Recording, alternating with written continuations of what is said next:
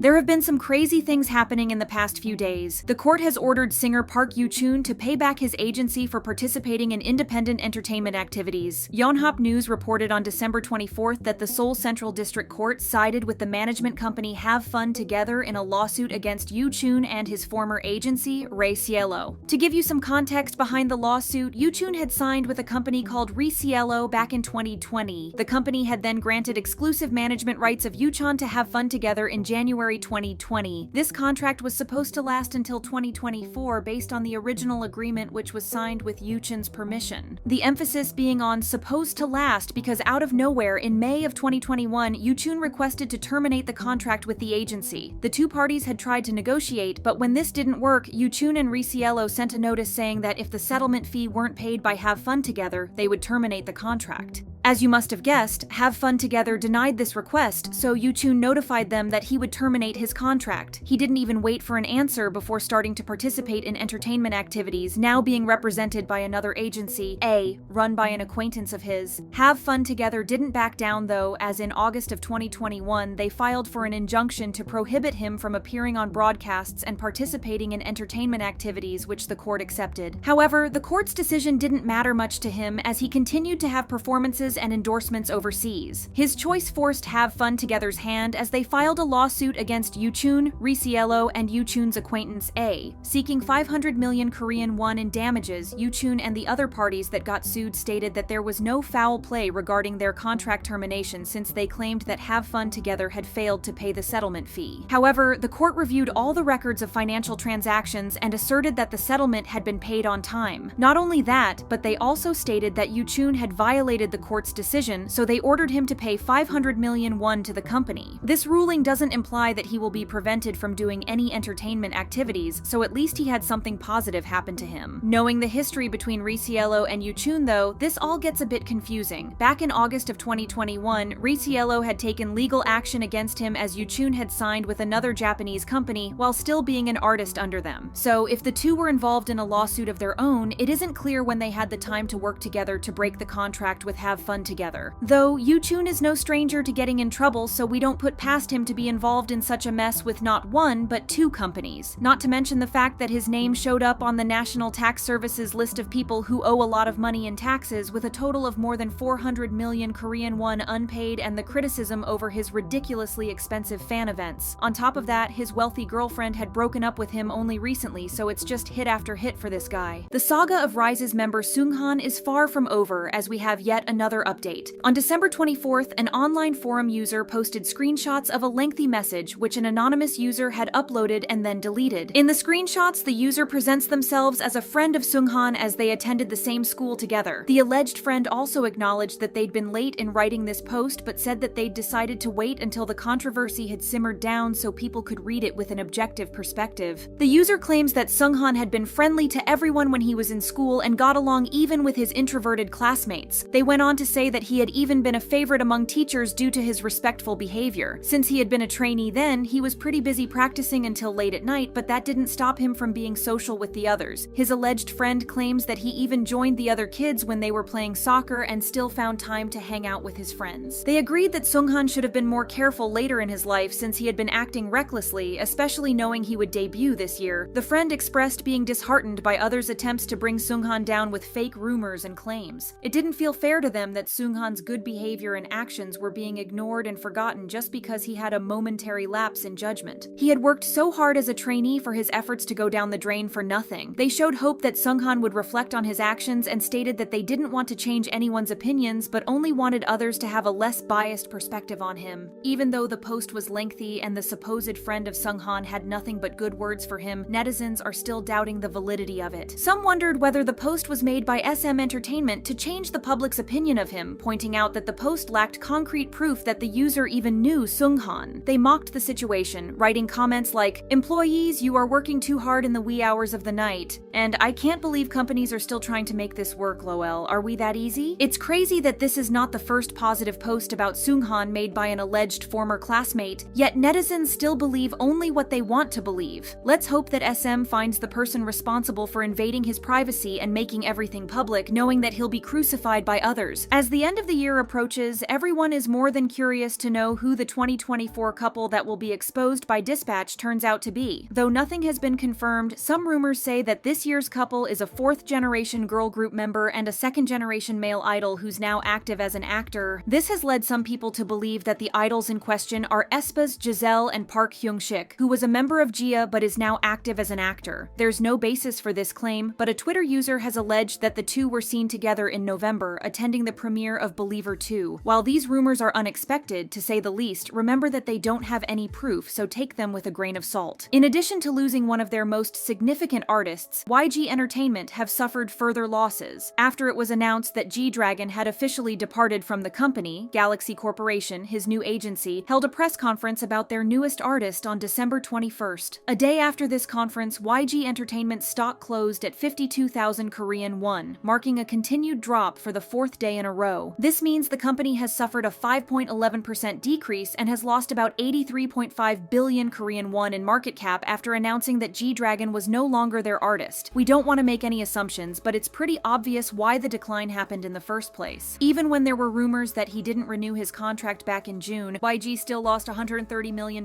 in market cap value, so his impact can't be denied. A commenter pointed out the obvious reason behind the eventual downfall, writing, "It's their own fault and they deserve it. Maybe they should be more supportive of their artist and take care of them better." With all the Big Bang members gone and 3 of the Blackpink members still discussing the status of their individual contracts with the company, YG doesn't seem to have the same power it used to. Guess that's what happens when you have the biggest stars in the industry, and yet you don't know how to treat them right. Speaking of YG not treating their artists right, Blackpink's Jennie won't continue her individual activities with them anymore as she has established her own label. In September, it was rumored that Jennie and Jisoo had opened their own agencies to manage their solo activities, but there was no proof to back up these claims. Then, in November, it was revealed that Jennie had applied to trademark her name Jennie Ruby Jane at the Korean Intellectual Property Office across 10 different categories. On December 24th, Jennie confirmed that she started her own company named Odd Atelier. This can also explain why YG lost so much money recently. Odd Atelier was co-founded in November of this year by Jennie and her mother. Jennie explained that OA, which stands for Odd Atelier, is a space that aims to create new things that attract attention in a different way from what is usual or expected.